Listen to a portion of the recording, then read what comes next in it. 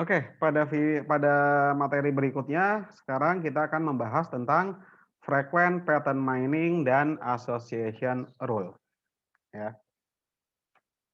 Oke, pertama kita bahas dulu apa yang dimaksud dengan analisis frequent pattern.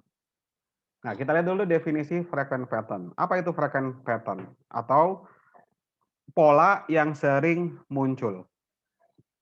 Pola yang sering muncul adalah suatu pola di mana suatu pola itu berupa set of item, berupa suatu subsequence, urutan, atau berupa suatu substructure. Ya, perlu dipahami. Jadi yang dimaksudkan pola ini bisa sekelompok item, bisa suatu urutan, ya, suatu urutan langkah-langkah, bisa juga suatu urutan substructure dalam organisasi, gitu kan? Dalam misal dalam pohon apa tree ya biasanya seperti itu. Oke, jadi pola yang sering muncul adalah suatu pola yang paling banyak kejadiannya di dalam dataset, ya. Nah, frequent pattern analysis ini pertama kali diusulkan oleh Agrawal, Emelianski, dan Swamy, ya. Nah, tujuannya apa melakukan frequent pattern analysis? Ya, tujuannya adalah simpel, yaitu hanyalah untuk menemukan suatu keteraturan di dalam data, ya. Kalau kita lihat data transaksi itu seolah-olah tidak teratur, berantakan. Tapi sebetulnya di dalamnya kalau kita teliti, maka di dalamnya kita bisa menemukan suatu keteraturan. Ya. Contoh, what products were often purchased together? Produk apa yang biasanya sering dibeli barengan? Ya. Oke.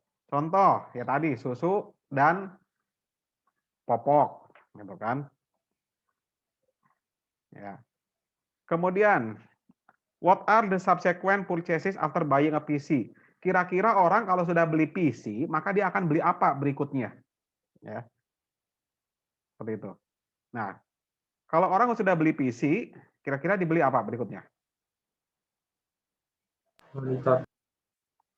Misal beli printer gitu kan? Ya, seperti itu, ya.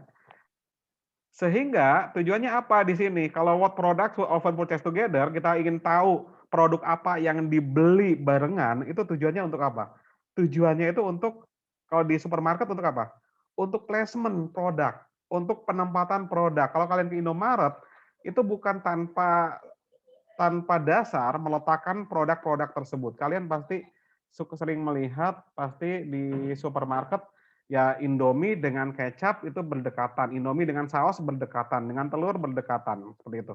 Atau kalau di Carrefour, di Hypermart, kalau daging pasti di atas daging itu ada berbagai macam bumbu instan untuk mengolah daging tersebut, ya seperti itu. Jadi di situ untuk placement. Atau bisa digunakan juga untuk join marketing, ya, untuk join marketing, untuk iklan bersama, ya. Itu juga bisa digunakan. Kemudian what are the subsequent purchase after buying a PC? Ini adalah untuk apa ya? Untuk marketing yang lebih spesifik, ya. Untuk pemasaran yang lebih spesifik yang targetnya adalah langsung kepada individu, ya. Kalau dia langsung marketing secara spesifik, biasanya targetnya akan lebih merasa apa ya, merasa, "Oh, kok bisa tahu?" Gitu kan. Jadi lebih tertarik. Jadi misal kalau kalian sudah beli PC, ya, maka seminggu kemudian pasti akan di si toko komputer tempat kalian beli PC itu misal akan mengirimkan WhatsApp, "Dapatkan promo pembelian printer, diskon 10%," gitu kan. Karena si toko itu udah tahu, biasanya orang kalau udah beli PC pasti akan beli printer. Maka dia tawarkan promo seperti itu. Sehingga dia punya kecenderungan lebih besar lagi untuk membeli beneran, ya. Oke, kemudian what kinds of DNA are sensitive to this new drug? Nah, ini bioinformatics kalau ini, ya. DNA, gen apa yang paling sensitif terhadap obat baru ini, ya.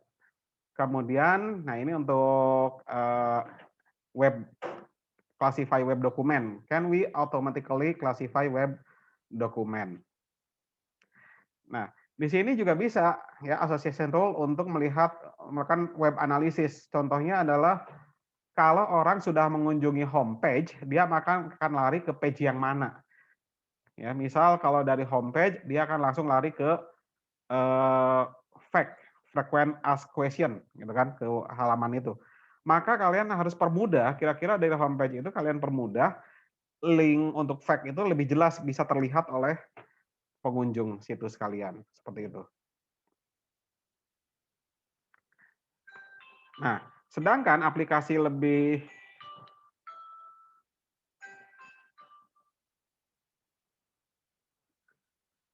sedangkan aplikasi lebih spesifiknya, Fragment Pattern Analysis bisa digunakan untuk basket data analisis, untuk analisis keranjang belanja. Kemudian juga untuk cross marketing. Cross marketing itu ya tadi, marketing, bersama dengan produk lain. Misal kayak Indomie dengan teh kotak gitu, kerjasama gitu kan, dengan teh botol ya, dengan teh botol gitu kan. Kemudian katalog desain juga ini adalah dalam rangka yaitu hasil dari, classify dokumen itu, kira-kira orang lebih tertarik baca apanya dulu sih gitu kan. Kemudian sell campaign analysis ya. Sell campaign analysis adalah untuk, penjualan gitu kan. Kemudian weblog analysis atau clickstream analysis, yaitu tadi setelah mengunjungi homepage orang akan lari ke halaman apa. Dan kemudian juga untuk DNA sequence analysis, ini, untuk bioinformatics ya. Nah, kenapa sih kita harus melakukan analisis frequent pattern? Kenapa penting dilakukan gitu kan? Karena frequent pattern itu adalah suatu properti dari dataset yang intrinsik dan penting, ya. Frequent pattern frequent pattern itu adalah merupakan dasar dari berbagai tugas data mining, yaitu dalam association rule, jelas ya, nanti ada kaitannya dengan association rule, ya, yang akan kita bahas pada hari ini. Frequent pattern juga digunakan sebagai dasar dari analisis sekuensial, juga untuk analisis struktural, ya. Kemudian juga digunakan dalam pattern analysis in spatiotemporal, multimedia, time series, and stream data. Digunakan juga untuk classification, digunakan juga untuk cluster analysis juga bisa. Untuk data warehousing juga bisa. Untuk semantic data compression juga bisa dan untuk aplikasi-aplikasi lainnya. Tapi yang hari ini akan kita bahas adalah untuk yang association rule saja, ya. Nah, basic konsepnya bagaimana frequent pattern? Nah, misal di sini kita punya data transaksi di mana terdapat 5 transaksi sebagai berikut, ya. Ada 5 transaksi sebagai berikut, yaitu ada transaksi 10, ya. Ada bir, nuts, dan diaper. Oke, karena ini contohnya dari luar jadi ada birnya ya. Kemudian yang kedua, transaksi dengan ID 20, ada bir, kopi, dan diaper. Kemudian transaksi yang ID 30 ada bir, diaper, dan eggs. Dan transaksi nomor 40 itu adalah nuts, eggs, dan milk. Kemudian transaksi yang kelima dengan ID 50 adalah nuts, coffee, diaper, eggs, milk.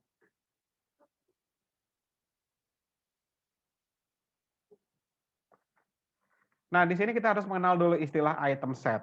Ya, item set ya adalah a set of one or more items. Jadi di sini bir, nuts, diaper, coffee, eggs, dan milk itu adalah item.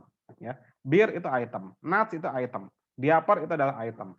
Dengan kata lain itu adalah produknya item itu. Ya. Nah, sedangkan item set adalah kumpulan dari item. Bir, nuts, diaper itu item. Bir, nuts itu item set maksudnya. Bir, nuts itu item set.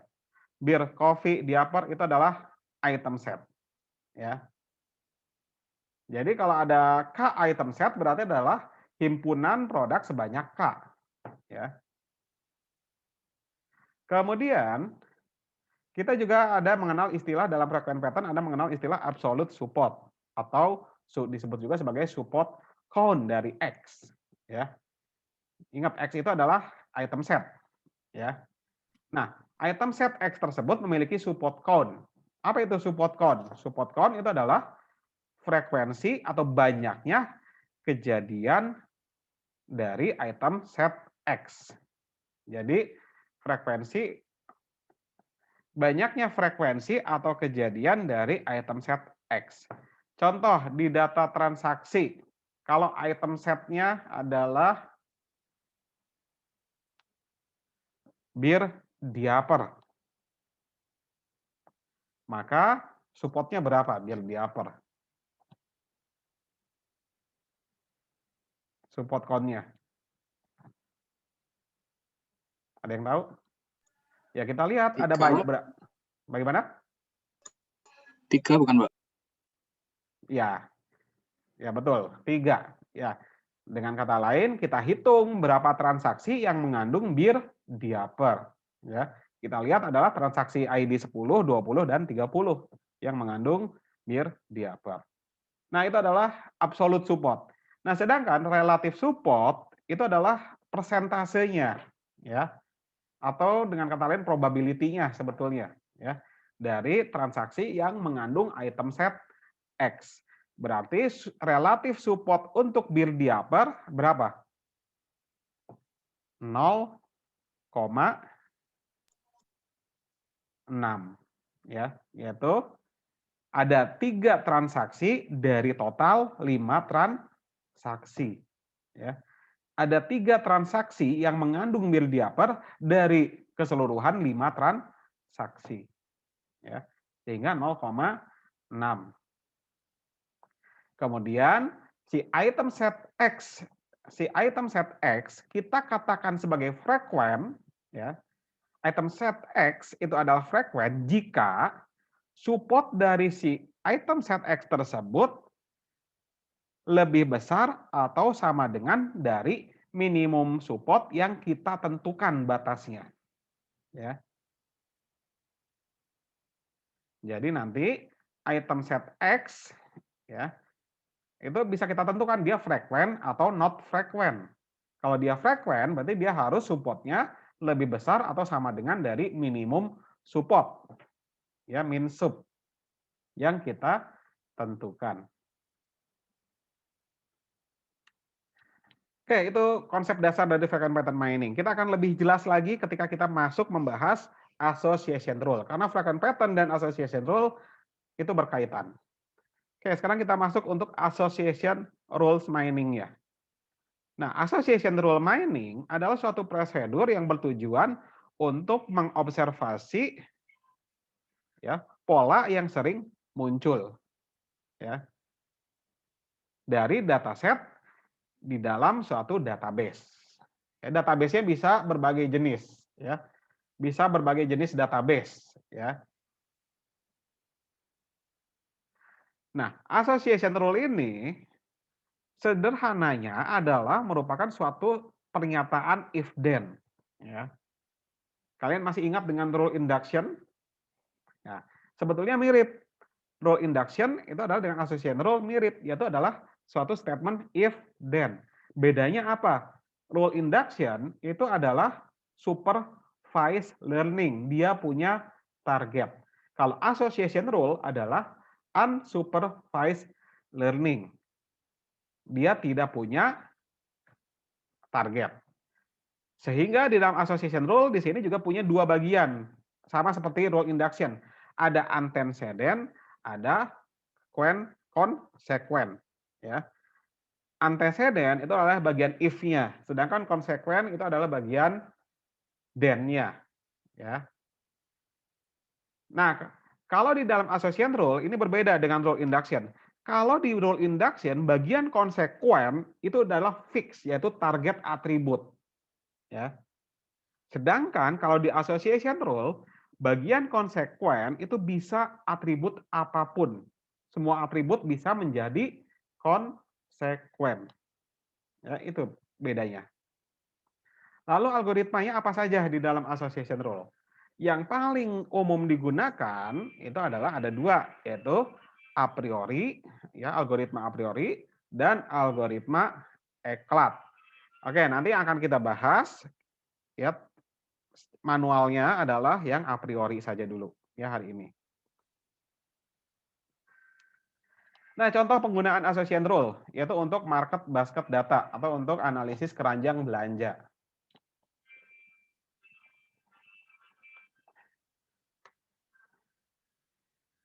Oke, di dalam supermarket, produk-produk diletakkan di sini tentu bukan tanpa suatu tanpa pasti dengan adanya suatu dasar, ya. Nah, di sini dasarnya adalah menggunakan analisis, bisa menggunakan association rule. Contoh, misal dari hasil association rule ditemukan suatu rule yang menyatakan sebagai berikut. Masih ingat dengan simbol ini bacanya bagaimana? Ini dibacanya adalah jika seseorang membeli roti, maka dia juga akan membeli mentega atau selai kacang, ya. Jika dia membeli roti, maka dia juga akan membeli selai kacang. Ini adalah contoh association rule. Nah, gunanya untuk apa melakukan market basket data ini? Yang pertama adalah tentu adalah untuk placement, ya. Gunanya adalah untuk placement. Berarti di sini karena di sini ditemukan jika seseorang membeli roti, maka dia membeli juga selai kacang, maka selai kacang akan ditempatkan di rak yang berdekatan dengan roti. Seperti itu. Kemudian advertising. Advertising.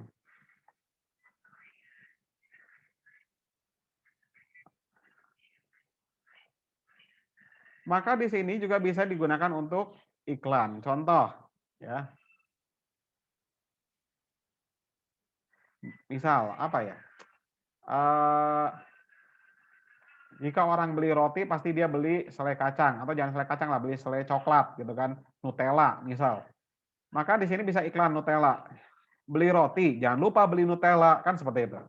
Ya, iklannya, ya.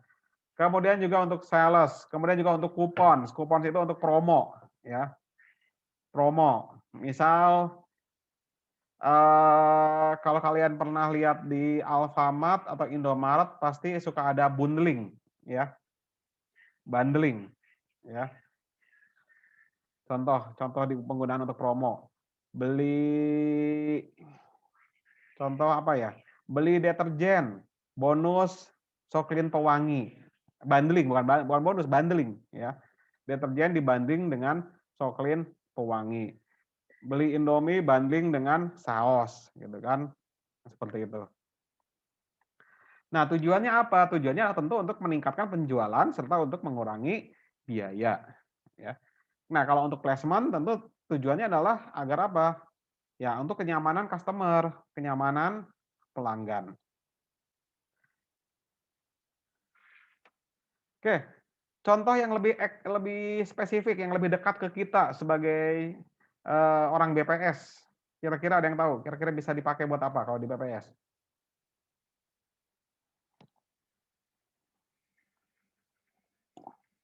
Pengkelompokan item pertanyaan, Pak.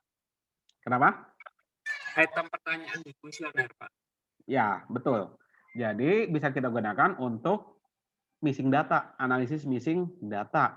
Jadi kita bisa membuat suatu association rule jika seseorang dia adalah kepala rumah tangga, pendapatannya sekian, anaknya sekian, tinggal di daerah pedesaan, maka pendidikannya adalah ini.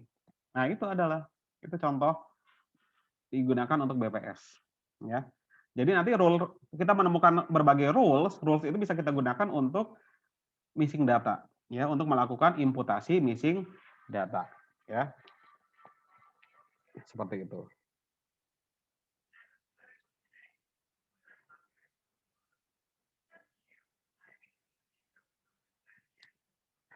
Nah, kita lihat definisi-definisi atau istilah-istilah yang digunakan di dalam association rule.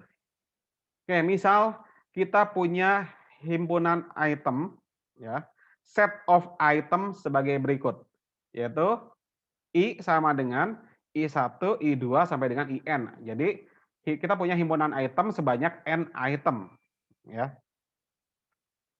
Himpunan item. Kemudian kita punya suatu database D yang terdiri dari sebanyak M transaksi. Ya. Kita punya database D sebanyak di dalamnya terdapat M transaksi. Ya. Di mana setiap transaksi di dalam D itu akan memiliki unique ID. Kemudian dalam setiap transaksi juga akan terdiri dari item set. Ya. Di dalam transaksi terdapat item set. Ya. Atau contains a subset of the item in I. Ya, jadi di dalam setiap setiap transaksi itu ada item set, di mana item set tersebut tentu adalah eh, berisi item-item yang ada di dalam I. Ya. Apa itu item setnya? Contoh ya item setnya adalah seperti ini. I1, I2, I3, atau I1, I2, I4, I1, I2 dengan I5, I2 dengan I5. Ya tergantung orang transaksinya beli apa. Itu item set. Ya. Nah, kemudian support of an item set. Nah, tadi sudah dijelaskan support ya. Maka di dalam association rule juga ada support. Support of an item set, tapi di dalam association rule istilah support itu lebih ke arah relative support. Ya, jadi bukan absolute support. Ya, di dalam association rule kalau disebut support saja itu artinya adalah relative support. Jadi di sini dalam association rule support dari suatu item set adalah persentase transaksi yang mengandung item set tersebut. Ya, seperti itu. Kemudian frequent item set. Apa yang dimaksud dengan frequent item set? Atau item set yang frequent, ya. Item set yang frequent adalah item set yang banyak kejadiannya atau frekuensinya di atas batas yang ditentukan. Atau dengan kata lain, supportnya dia memiliki support di atas minimum support yang ditentukan. Maka item setnya adalah frequent.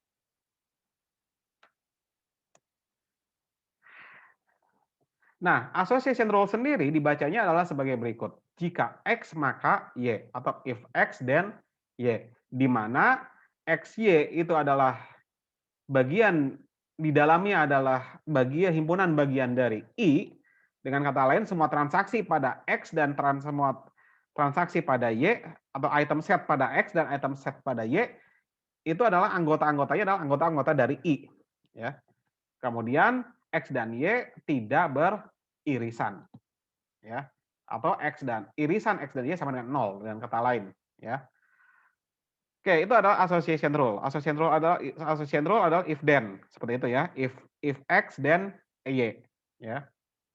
Nah, kalau tadi adalah support dari item set, maka kita juga mengenal support dari rule, ya. Support dari association rule X maka Y, ya. Support dari suatu rule jika X maka Y itu adalah sama dengan persentase transaksi yang mengandung X dan Y. Ya. Pahami bedanya dengan support dari item set. Kalau tadi misal di sini item setnya adalah X saja kan berarti support dari X itu adalah persentase transaksi yang mengandung X. Ya. Tapi di sini support dari association rule jika X maka Y itu adalah sama dengan persentase transaksi yang mengandung X dan Y. Jadi kalau union X dan Y, ya.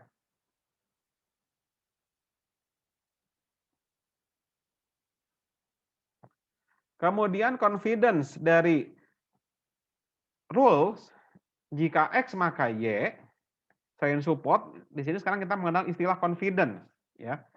Mengenal confidence, ya. Nah, confidence itu apa? Confidence adalah rasio dari banyaknya transaksi yang mengandung X dan Y terhadap banyaknya transaksi yang mengandung X.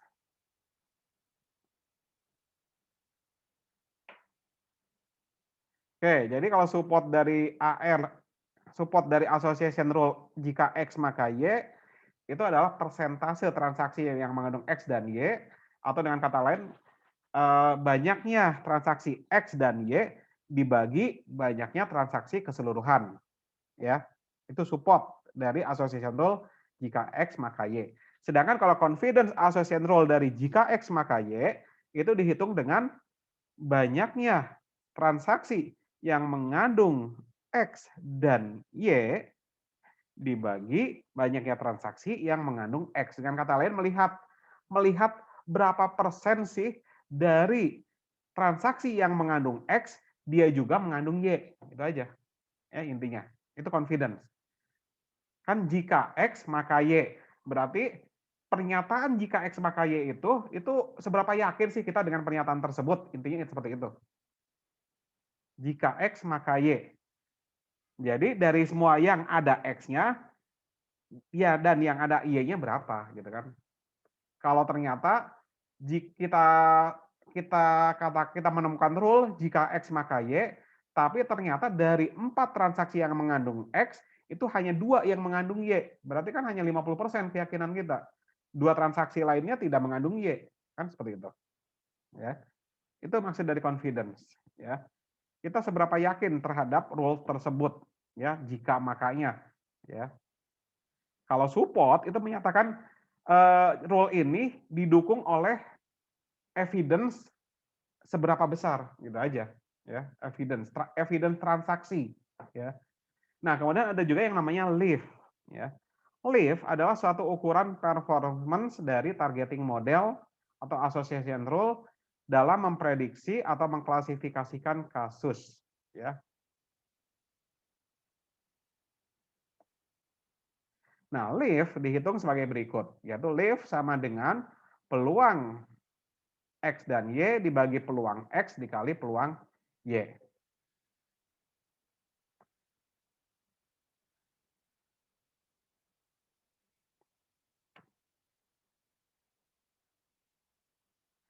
Nah, untuk lebih jelasnya kita langsung lihat contoh saja. Ya, contohnya sebagai berikut. Kita kembali lagi ke 5 transaksi yang tadi, yang Beer Nuts, Diaper, dan lain-lain. Oke, misal dari 5 transaksi ini, temukan semua rules jika X maka Y dengan minimum support dan confidence yang ditentukan. Ya. Support tadi sudah dijelaskan, itu adalah probability transaksi mengandung X dan Y. Confidence itu adalah conditional probability di mana transaksi memiliki X juga mengandung Y. Oke, dari data ini pertama kita definisikan dulu set of itemnya apa saja.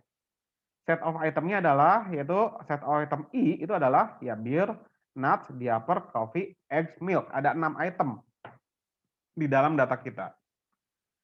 Transaksi kita ada 5 transaksi dengan ID-nya adalah 10, 20, 30, 40, 50. Kemudian item set in transaction. Item set di dalam setiap transaksi, kita lihat untuk transaksi dengan ID 10, item setnya adalah beer, nuts, diaper. Sampai dengan transaksi yang ke nomor 50, item setnya adalah nuts, coffee, diaper, eggs, milk. Ya. Nah, langkah berikutnya kita lihat agar kita bisa menghitung support dan confidence, maka kita harus menghitung setiap frekuensi dari setiap item set yang mungkin. Ya. Pertama, item set yang terdiri dari satu item dulu, berarti beer, nuts, diaper, coffee, eggs, milk. Kita lihat untuk beer frekuensinya 3 ya, yaitu 10, 20, 30 kan transaksinya. Nuts juga ada 3. Diaper ada 4 transaksi. Coffee ada 2 transaksi. Eggs ada 3 transaksi. Milk ada 2 transaksi. Sekarang kita lanjut ke ke item set yang mengandung 2 item. Seluruh kemungkinannya kita hitung. Yaitu beer nuts. Beer nuts itu adalah ada frekuensinya 2 transaksi. Beer diaper ada 3 transaksi. Beer coffee 1 transaksi. Dan seterusnya sampai dengan eggs milk itu adalah 2 transaksi. Kemudian kita lanjut hitung frekuensi untuk yang 3 item di dalam item setnya. Ya. Yaitu Bir Nuts Diaper, 1 transaksi. Bir Nuts Coffee, 0 transaksi. Bir Nuts Eggs, 0. Bir Nuts Milk, 0. Bir Diaper Coffee, 1, dan seterusnya. Sampai Bir Egg Milk, 0. Kemudian untuk item set mengandung 4 item. Bir Nuts Diaper Coffee, itu 0. Yang lainnya juga 0, karena di data transaksi kita tidak ada yang mengandung 4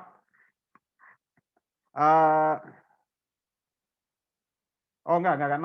Ini ada yang 5 ya, transaksi nomor 50 itu mengandung 5, berarti ada kemungkinan ini ada yang terisi. Nuts Coffee Diaper Eggs pasti adalah frekuensinya 1. Nuts Coffee Eggs Milk frekuensinya 1. Coffee Diaper Eggs Milk frekuensinya 1. Maksimum 1 semua ya di sini. Kemudian untuk item set yang mengandung 5 item, ya kita pasti hanya punya 1 yang frekuensinya 1, yaitu Nuts Coffee Diaper Eggs Milk. Ini adalah frekuensinya 1. Kemungkinan yang lainnya pasti 0, karena di transaksi nggak ada lagi yang terdiri dari 5 item. Kemudian item set yang terdiri dari 6 item tidak ada, ya 0, ya karena di data transaksi kita tidak ada. Oke, kemudian misal kalau di hasilnya adalah misal ditentukan minimum supportnya adalah 50% dan minimum confidence-nya adalah 50%.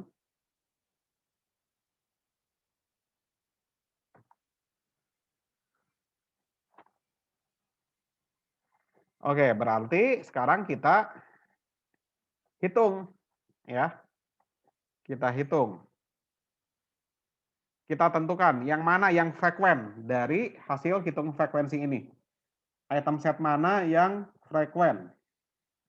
Minimum support 50% artinya apa? Support count-nya adalah ya 50% dari 5 transaksi, berarti 2,5. Berarti kita harus memilih item set yang memiliki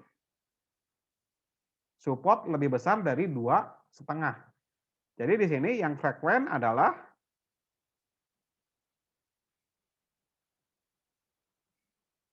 Bir, Nuts, Diaper, Eggs, Bir Diaper.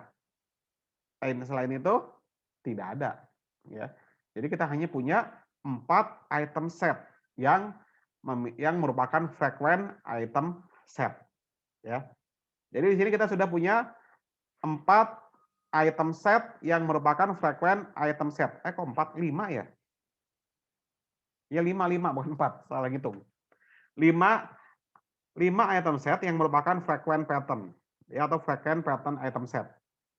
Nah, sekarang itu kita baru menentukan frekuen pattern-nya saja. Sekarang kita lakukan association rule-nya. Oke, di sini nanti kita bahas di belakang ya mengenai algoritmanya. Misal di sini contoh kita sudah menemukan salah satu rule ya. Ingat ini hanya salah satu karena rule-nya tentu lebih banyak. Oke, di sini salah satunya adalah jika orang beli bir, maka dia beli diaper. Ya, dengan support 60% dan confidence 100%. Dari mana ngitung support 60% dan confidence 100% ini? Ya, kita gunakan rumus tadi. Support itu adalah rasio antara banyaknya transaksi yang mengandung X dan Y dibagi total banyak transaksi.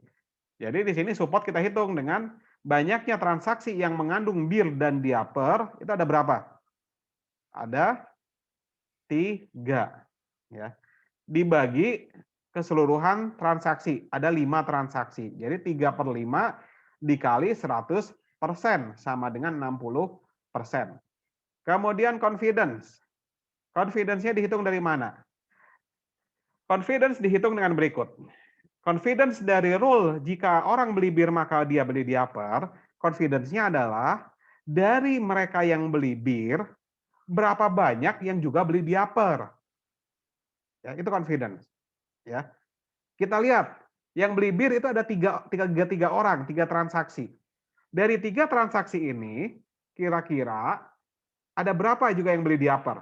Oh, ternyata ada 3. 3-3-nya beli diaper. Maka di sini confidence-nya adalah 3/3 dikali 100%. Berarti 100% confidence-nya. Oh, saya yakin dengan association rule ini, beer diaper, karena association rule yang ini didukung oleh 100% data. Kan? Oke, kemudian bagaimana kalau rules-nya dibalik? Ingat, association rule kan bisa bolak-balik ya, antara antecedent dan konsekuennya ya.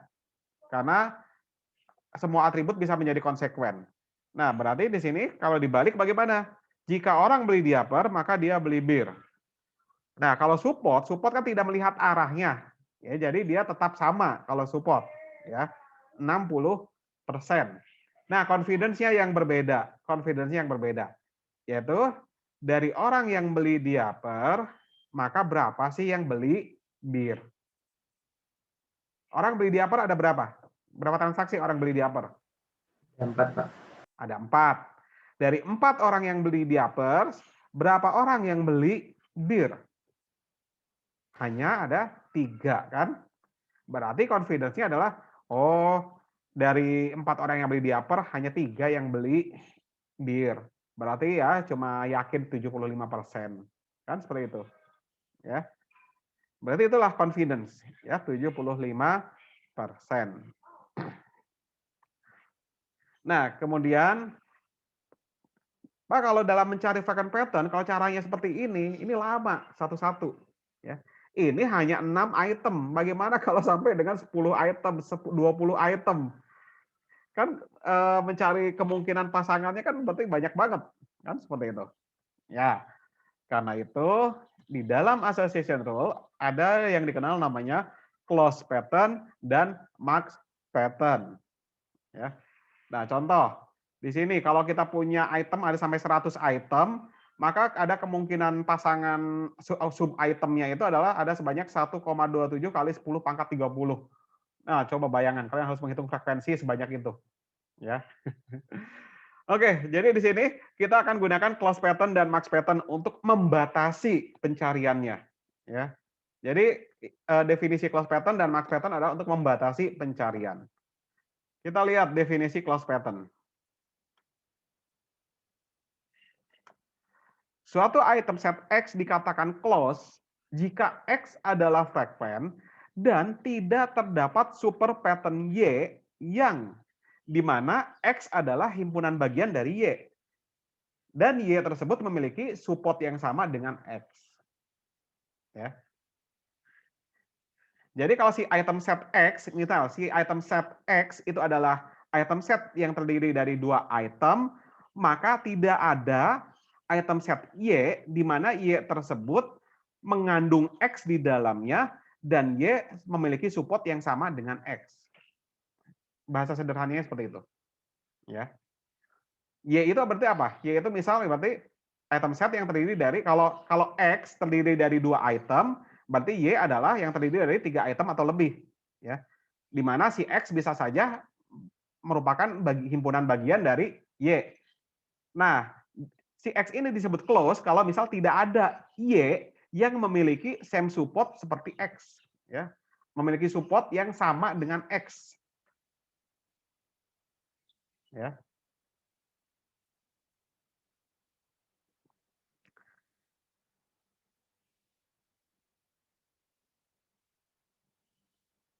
Kemudian max pattern adalah suatu item set X disebut sebagai max pattern jika X adalah frequent dan tidak terdapat super pattern Y, ya.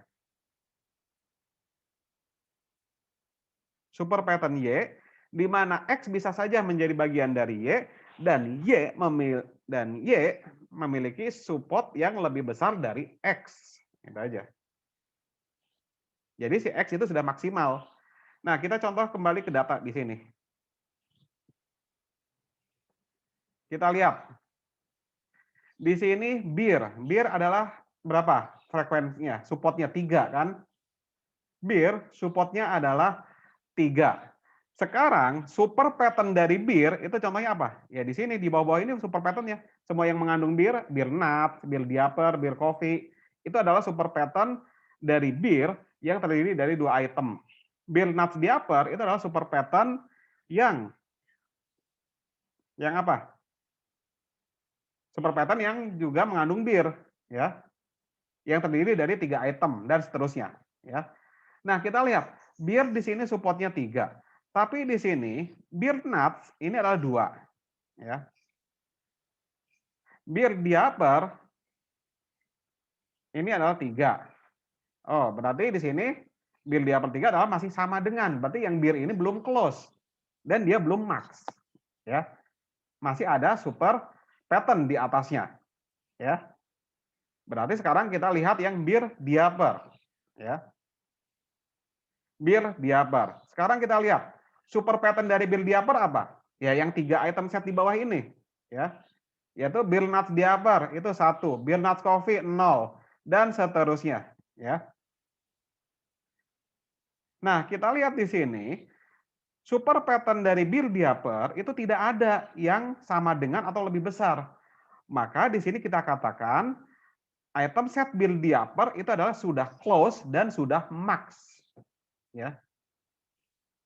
Dia sudah close dan sudah max. Maka pencarian kita sudah stop, nggak perlu nyari ke yang 4, ya. Kita nggak usah nyari ke yang item set yang terdiri dari 4 item di mana dia mengandung bir dan diaper, ya. Karena kita sudah stop di yang sini, di yang ketiga kita sudah stop karena dia sudah close dan max, ya. Jadi dengan kata lain, kalau kita teruskan pasti akan selalu lebih kecil. Yang mengandung bir diaper mau yang terdiri dari 3 item, 4 item, 5 item, dia tetap akan lebih kecil dari 3, ya, seperti itu. Jadi bir diaper ini sudah close dan max. Nah, itu makna dari close dan max pattern, ya.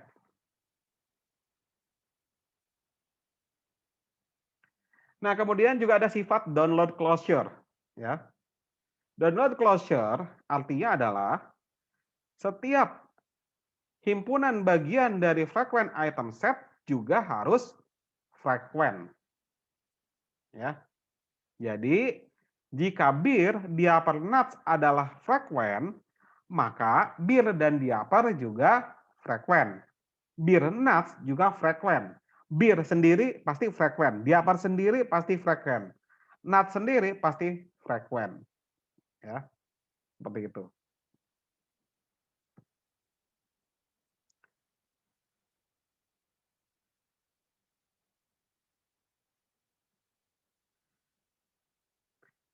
Nah, kemudian bagaimanakah melakukan mining association rule mining untuk data besar? Algoritma apa yang paling sering digunakan? Ya, kita bisa gunakan a priori, kita gunakan frequent pattern growth juga bisa gunakan vertical data format approach, ya, pendekatannya. Nah, sekarang kita bahas algoritmanya, ya. Algoritma a priori adalah satu algoritma untuk menemukan frequent item set dengan menggunakan pembangkitan kandidat, ya, atau kandidat generation. Algoritma ini dipropos oleh R. Agrawal dan R. Srikan tahun 94. Algoritma a priori ini menggunakan suatu pendekatan yang iteratif yang dikenal sebagai level wise search, ya. Pencarian pada setiap level maksudnya, ya. Pencarian pada setiap level di mana K item set digunakan untuk mengeksplor item set di atasnya, ya. Jadi kita akan mengeksplor suatu pattern untuk mengeksplorasi super pattern di atasnya, ya.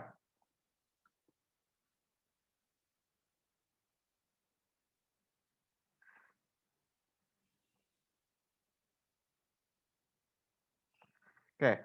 Nah, properti-properti yang tadi yang sudah dijelaskan yaitu yang apa? Close pattern, max pattern, kemudian downward closure itu akan digunakan untuk mengurangi ruang pencarian. Karena kalau kita tidak pakai sifat itu, ya pencariannya tadi seperti tadi, ya. Semua harus kita cari, kita hitung frekuensinya, ya. Nah, di sini aturan yang kita gunakan adalah ya pakai minimum support, ya. Jika peluang suatu item set kurang dari minimum support, maka I dikatakan tidak frekuen. Tapi Ya, jika peluang I ditambah, ya ini sifat ya, sifat peluang I tambah A kurang dari minimum support, maka I tambah A is not frequent either. Ya, juga bukan frequent. A itu apa? Itu nah, kemudian juga sifatnya apalagi? Sifatnya ada anti monoton property. Jika suatu set cannot pass a test, maka supersetnya juga akan sama, ya. Anti monoton property, yaitu jika suatu set tidak bisa melewati tes, tes apa ini? Ya tes terhadap minimum support tersebut, maka all of its supersets will fail the same test as well. Ya contohnya tadi di sini. Contoh di sini. Di sini coffee itu adalah 2, ya. Coffee adalah 2. Berarti si item set coffee ini gagal melewati minimum support. Maka kita lihat superset di atasnya, semua yang mengandung coffee juga adalah tidak lolos, ya. Dia lebih kecil dari minimum support semua. Ya. Itu sifatnya.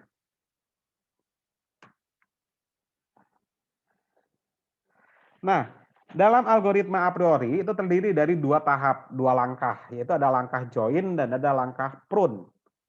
Langkah join itu adalah langkah menggabungkan item ke dalam item set frequent. Langkah prune adalah langkah pemangkasan, ya, memangkas. Oke, untuk join mungkin kalian bisa baca sendiri, kalau dijelaskan di sini dibaca juga kayaknya nggak bakal ngerti. Lebih gampang dijelaskan di dalam contoh saja nanti ya, di belakang. Oke, kita skip. Jadi yang jelas secara umum saja ada langkah join dan ada langkah prune. Nah, a priori adalah menggunakan pembangkitan kandidat, ya. Kemudian tadi ada dikatakan dijelaskan ada 2 langkah, yaitu join dan prune, ya. Nah, untuk melakukan pruning, dia menggunakan prinsip sebagai berikut untuk melakukan pruning. Jika ada suatu item set yang tidak frekuen, maka suatu superset tidak perlu dibangkitkan atau tidak perlu dites. Kalau suatu item set sudah infrequent, sudah tidak frekuen, ya sudah stop di situ, ya. Itu pruning, langkah pruning, ya. Lalu bagaimanakah metode dalam melakukan algoritma a priori? Langkah-langkahnya secara umum yang lebih sederhananya adalah sebagai berikut, ya. Yaitu initially pada awalnya scan database 1 kali untuk mendapatkan frequent one item set, atau dengan kata lain untuk mendapatkan suatu item set yang beranggotakan 1 item yang frequent, ya. One item set. Contoh yang tadi yang bir 3, diaper 3. Nah, itu kelompok 1 item set, ya. Kemudian dari kelompok 1 item set tersebut generate, ya, bangkitkan suatu kandidat yang terdiri dari K plus 1 item set. Jadi kalau tadi 1 item set, maka berikutnya adalah kita bangkitkan 2 item set, 2 item set, yaitu item set yang terdiri dari 2 item. Ya. Kemudian item set yang di-generate dari 1 item set tersebut, yaitu si 2 item set tersebut, kita tes dengan minimum support. Maka kita tentukan mana yang frequent, mana yang not frequent. Kemudian kita pilih yang frequent, yang not frequent sudah stop, berhenti. Kita lanjutkan ke mana? Ke 3 item set. Yaitu item set yang terdiri dari 3 item. Kita generate lagi dengan menggunakan yang 2 item set dan seterusnya. Ya. Dia akan berhenti langkah-langkahnya jika sudah tidak ada lagi item set yang bisa di-generate, ya. Tidak ada lagi kandidat yang bisa di-generate, ya. Nah, pseudocode-nya adalah sebagai berikut. Oke, kita skip pseudocode ini, kita langsung implementation dari a priori contohnya. Nah, kita langsung ke contoh ini saja. Lebih sederhananya. Wow, waktunya sudah hampir habis. Contoh, kita punya 9 transaksi, ya. Kita lihat dulu. Set of item-nya apa saja di sini? Ada berapa item? Set of item. Ada 5, ya. Ada I1, I2, I3, I4 dan I5, ya. Kemudian ada 9 transaksi. Maka di sini kita bisa melakukan association rule mining dengan teknik a priori sebagai berikut. Nah, ini langkah-langkahnya. Langkah pertama, scan database D untuk menghitung frequent item set pada item set yang terdiri dari satu item saja dulu. Item set yang terdiri dari satu item adalah I1, I2, I3, I4, dan I5 kan? Ya. Kita hitung, I1 ada 6. Hitung dari sini, dari data. Ya. I1 ada 6 transaksi, I2 ada 7 transaksi, I3 ada 6 transaksi, I4 2 transaksi, I5 2 transaksi. Kemudian kita bandingkan dengan minimum support. Misal minimum supportnya adalah 2, ya, pakai count. Ya, count minimum supportnya adalah 2. Maka item set yang terpilih adalah semuanya, ya, yaitu I1, I2, I3, I4, I5. Nah, kita sudah dapat frequent item set untuk satu item set. Maka langkah berikutnya kita generate kandidat untuk 2 item set. Kandidat untuk 2 item set kita bangkitkan dari si satu item set ini. Semua kemungkinan pasangannya untuk 2 item set. Berarti pertama kita pasangkan I1 dengan I2, kemudian I1 dengan I3, I1 dengan I4, I1 dengan I5, I2 I3, I2 I4, kemudian I2 I5, kemudian I3 I4, I3 I5, kemudian terakhir I4 I5. Kemudian setelah kita pasangkan, kemudian kita scan lagi database untuk menghitung frekuensi dari 2 item set tersebut. Ya. Frekuensinya adalah I1, I2 ternyata 4, I1, I3 itu adalah 4, I1, I4 1, dan seterusnya sampai I4, I5 itu adalah 0. Kemudian kita tes lagi terhadap minimum support. Kita bandingkan dengan minimum support, ternyata yang memenuhi minimum support hanyalah I1, I2, I1, I3, I1, I5, I2, I3, I2, I4, I2, I5. Oke, di sini berarti sekarang langkah berikutnya apa? Kita generate kandidat yang terdiri dari 3 item, yaitu C3. Kandidat yang terdiri dari 3 item. Di sini kita punya kan ini. Kira-kira di sini kan terdiri dari I1, I2, I3, I4, I5.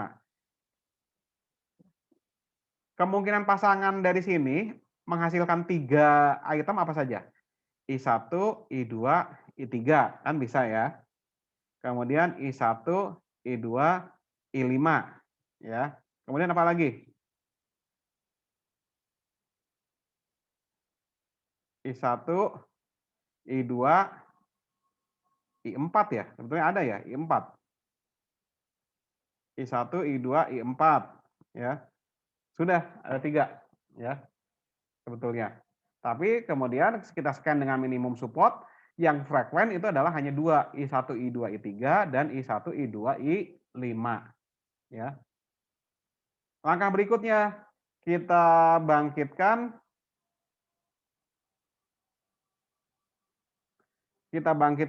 C kandidat 4. Kandidat 4 itu apa? Kandidat yang terdiri dari 4 item, atau dengan kita sebut sebagai 4 item set. 4 item set itu adalah dari sini, dari yang terpilih ini nih. Di sini kan yang terpilih adalah I1, I2, I3, kemudian yang kedua adalah I1, I2, I5. Berarti kandidat C4 itu hanya ada 1, yaitu I1, I2, I3, I5. I1, I2, I3, I5 ada berapa di sini? Hanya ada 1. Ini. Oke. Pada kandidat 4, ya, di sini tidak ditulis, tapi sebetulnya masih ada kandidat 4, yaitu I1, I2, I3, I5, support count-nya adalah 1, ya. Support count-nya adalah 1, maka sudah stop. Kita tidak lanjutkan, ya. Sudah tidak ada kandidat yang bisa di-generate lagi. Maka item set frekuen kita adalah ya ini. Untuk satu item set I1, I2, I3, I4, I5 itu frekuen. Untuk 2 item set yang frekuen adalah I1, I2, I1, I3, I1, I5, I2, I3, I2, I4, I2, I5. Untuk 3 item set yang frekuen adalah I1, I2, I3, I1, I2, I5. Nah, itulah himpunan frekuen pattern. Ya. Nah, ini baru dapat frekuen pattern-nya. Bagaimana untuk memining association rule-nya? Nah, untuk memining association rule-nya, Ini langkah-langkahnya ya, ini slide berisi langkah-langkah yang tadi saya jelaskan. Nah, untuk memining association rule-nya, maka kita harus dari frequent pattern tersebut kita susun semua kemungkinan rule, ya.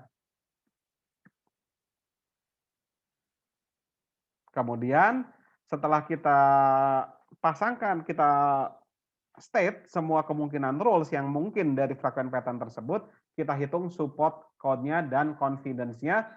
Kemudian kita akan pilih rules yang paling kuat, yang memenuhi minimum support dari rules dan minimum confidence-nya. Ya. Sebagai contoh, misal kita ambil dari frequent pattern yang I1, I2, I5 saja, dari satu dulu, ya.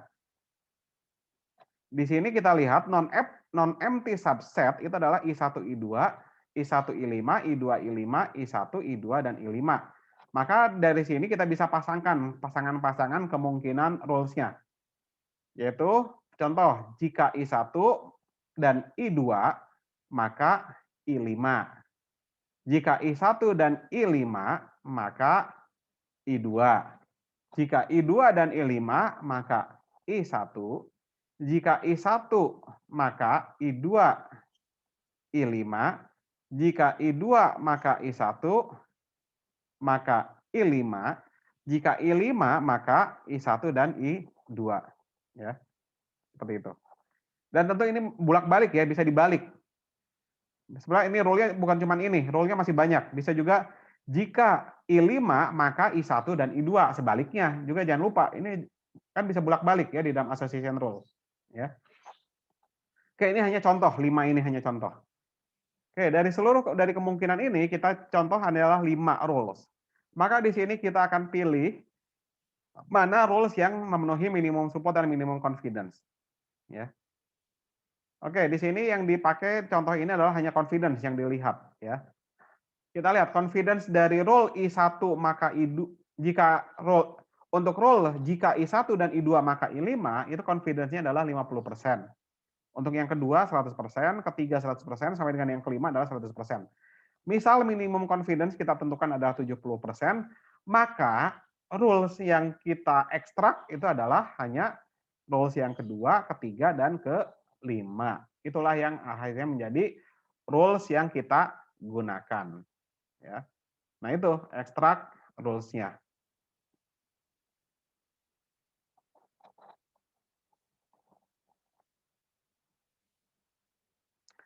Kemudian ini contoh yang kedua, saya skip saja. Kelemahan dari a priori, kelebihannya adalah menggunakan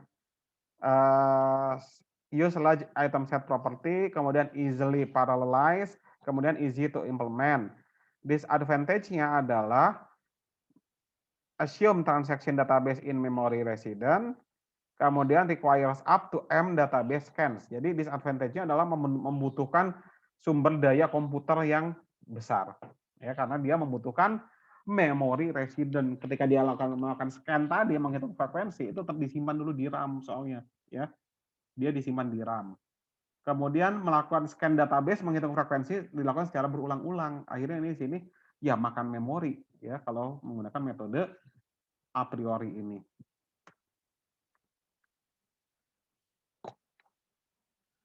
Oke, ini improvement-nya kita skip saja. Nah, kemudian ada pattern grow approach, ya, mining frequent patterns without candidate generation. Oke, di sini adalah membangkitkan association, ya, atau dalam hal ini adalah membangkitkan frequent pattern-nya dulu, ya, membangkitkan frequent pattern tanpa menggunakan candidate generation. Untuk membangkitkan association rule-nya ya sama seperti tadi, ya. Oke, kita di sini mencari frequent pattern-nya adalah tanpa candidate generation. Kalau tadi pakai a priori, kita kan membangkitkan kandidat. Kalau di sini menggunakan pattern growth approach, kita tidak menggunakan kandidat. Ya. Nah, di sini metode FP growth approach ini diusulkan oleh Jehan, JP, dan Yin. Ya. Kalau a priori itu menggunakan breadth first search namanya, yaitu berdasarkan apa ya, cakupan luas. Kalau FP growth approach itu adalah depth first search, kedalamannya. Jadi dari frekuensi dari masing-masing item tunggalnya tersebut. Kemudian di sini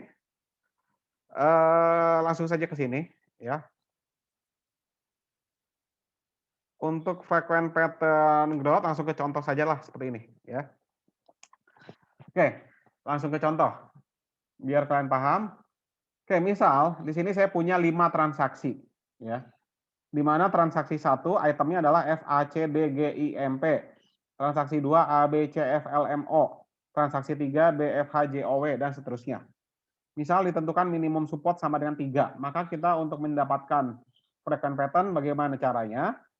Yaitu pertama adalah scan database 1 kali, kemudian tentukan frequent one item set. Jadi tentukan 1 item set yang frequent ya, single item pattern.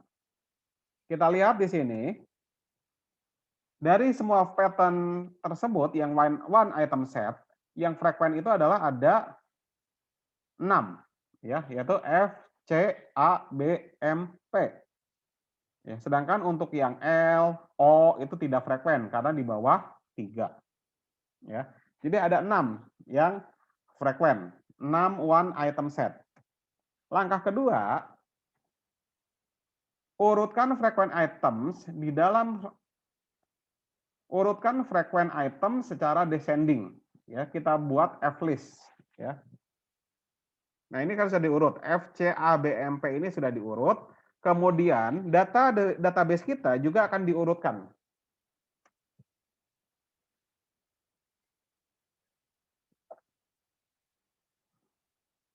Oke, database di dalam database kita akan diurutkan dan kita ambil yang frekuennya saja. Transaksi 1, misal kita lihat.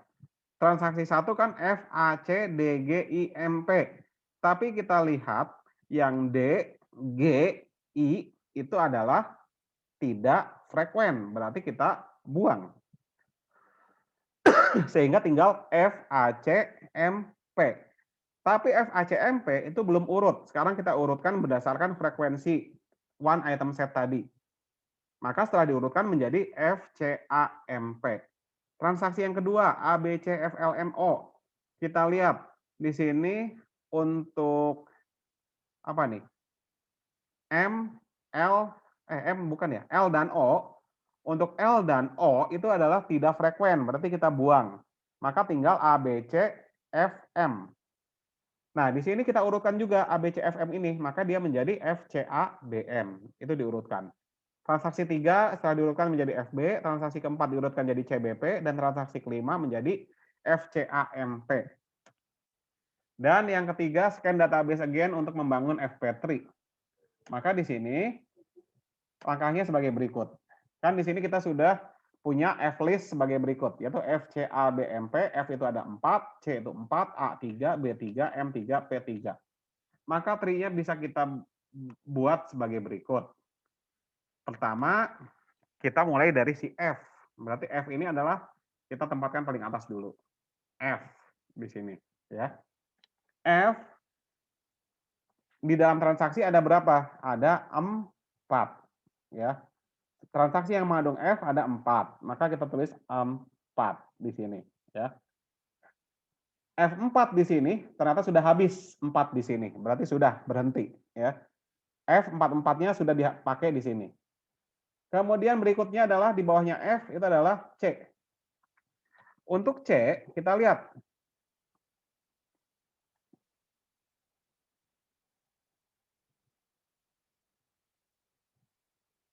C. C yang di bawah F ada enggak? Di dalam transaksi. Kita lihat di yang bagian kedua. Di compare-nya ke yang bagian kedua ya. Bukan ke yang atas ini, tapi ke yang sini. Nih yang kedua.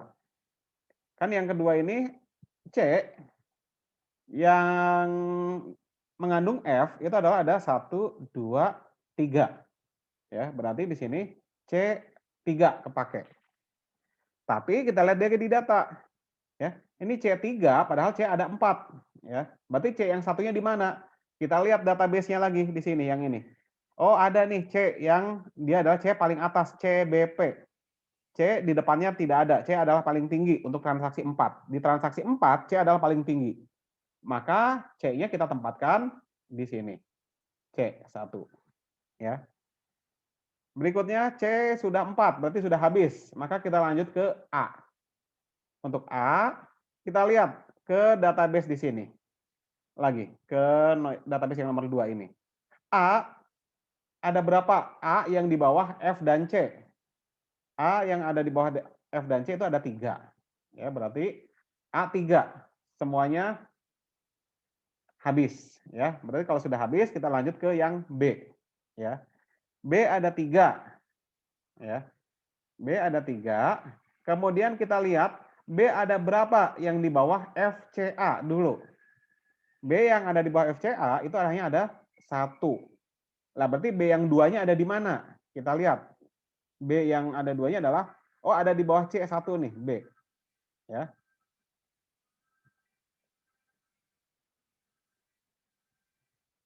Oh di bawah B, yang di bawah F dulu. Di bawah F ada 1, yaitu FB ini ya.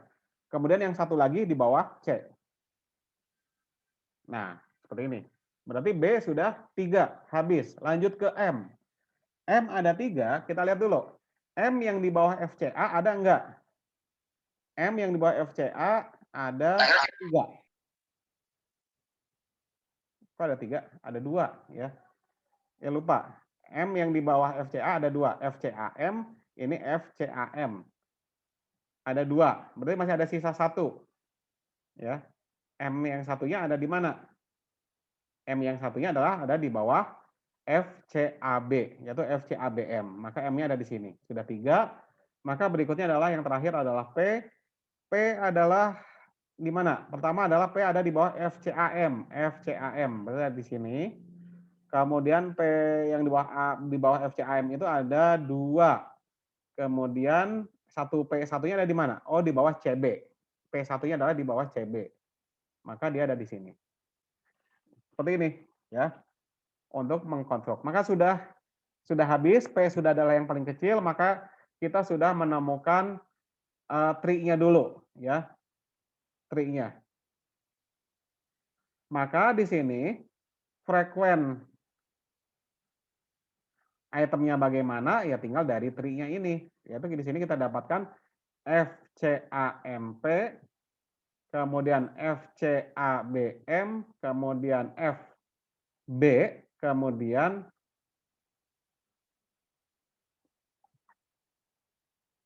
seperti itu, ya. Maka dari pohon itu bisa kita ekstrak, ya. Ekstraknya ya seperti ini, ya.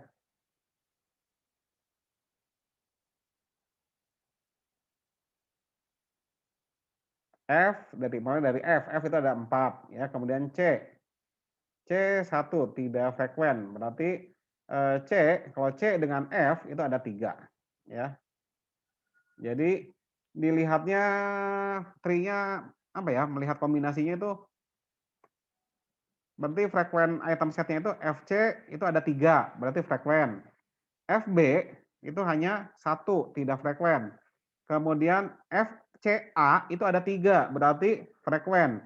FCAM itu hanya 2, tidak frekuen. FCAB itu hanya 1, tidak frekuen. FCABM itu hanya 1, tidak frekuen. Ya. Berarti yang kita frekuen cuman apa?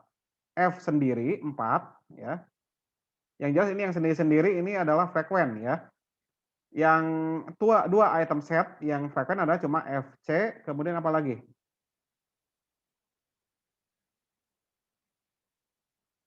Sudah ya? Jadi cuma FC, kemudian FCA, ya, yang frekuen.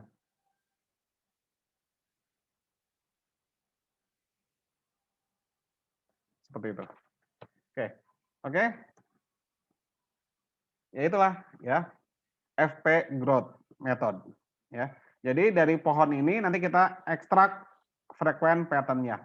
Nanti kalau sudah dapat frekuen pattern, kita ekstrak lagi, kita cari association rules-nya dengan cara seperti yang tadi, ya. Oke? Sampai di sini ada pertanyaan? Silakan. Di belakang ada latihan. Oke, nanti di sini untuk latihannya kita tidak akan menggunakan R dulu, latihannya manual dulu. Silakan kalian kerjakan latihan yang ada di sini. Nanti akan saya kirim slide-nya ya untuk latihan. Nah, sementara silakan kalian untuk mengerjakan dulu responsi Responsinya adalah pertanyaannya tunggu sebentar.